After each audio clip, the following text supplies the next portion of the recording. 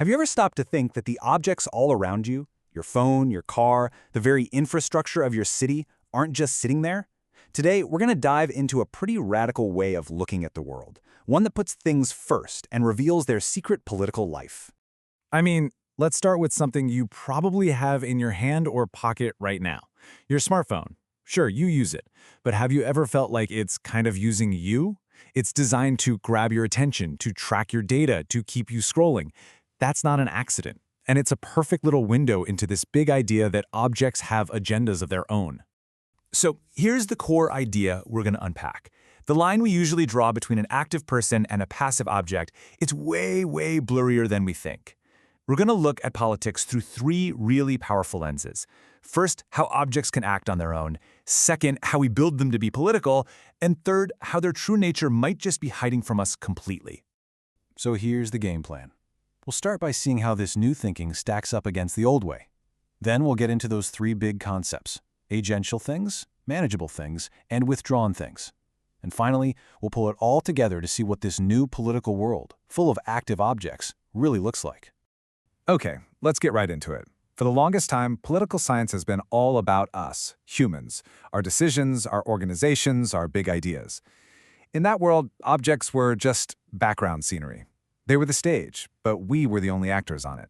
And this right here shows the huge shift. The old view is simple. People are in charge, objects are just tools. We ask, what do people do? But this new object-oriented view just flips the whole table. It says, hold on, even non-living matter has agency. Objects are active players in politics. So the question becomes so much bigger. It's not just what do people do, but what are objects and what do they do?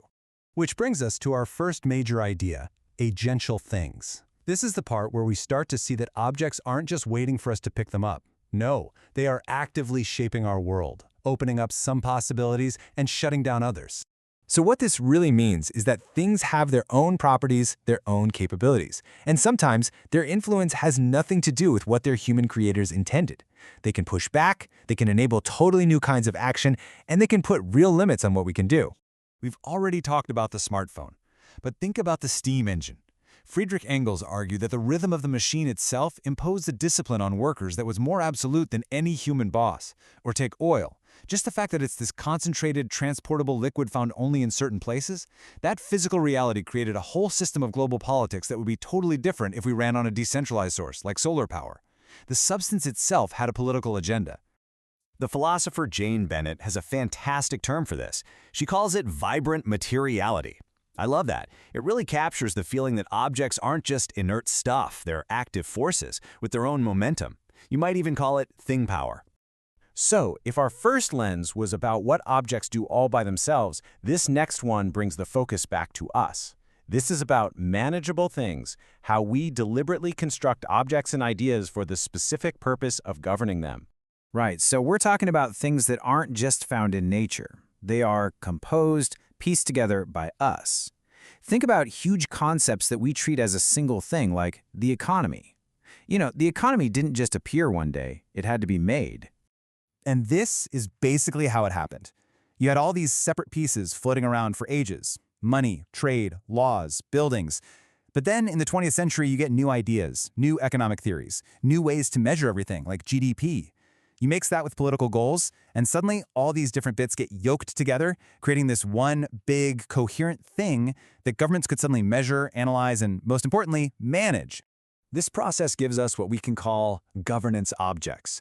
It's not just the economy. Think about the climate, public health, or cyberspace. We bundle all these different things together to create a single, distinct problem.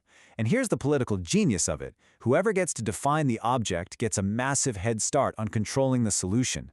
These things are literally built to be governed.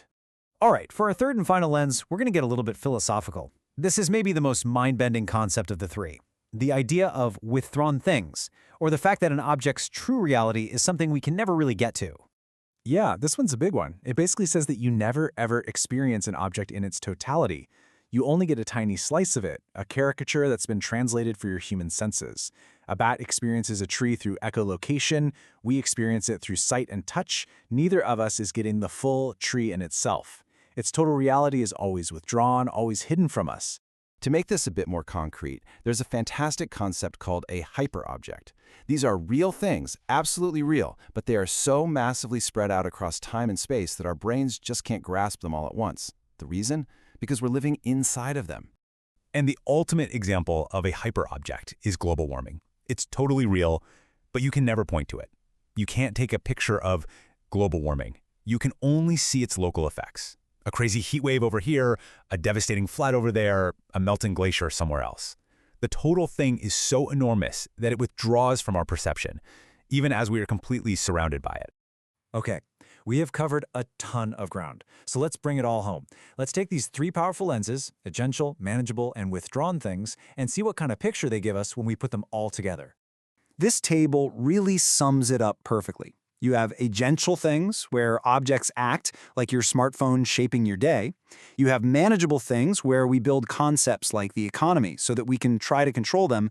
And then you have withdrawn things, which reminds us that some realities, like global warming, are just too big for us to ever fully grasp. Now, the crucial thing is, these aren't competing ideas, they are layers. An object can be all three at once. And I want to be clear, this isn't just some abstract academic exercise. These are practical tools for thinking. They let you see the world in a completely new way, to see the power our technology has, to question how political problems get made, and maybe to face huge challenges with a little more humility about what we can actually know and control. So I'll leave you with a final question. Just look around the room you're in right now, the chair you're on, the screen you're looking at. After all this, don't just ask yourself what they are. Ask yourself, what are they doing?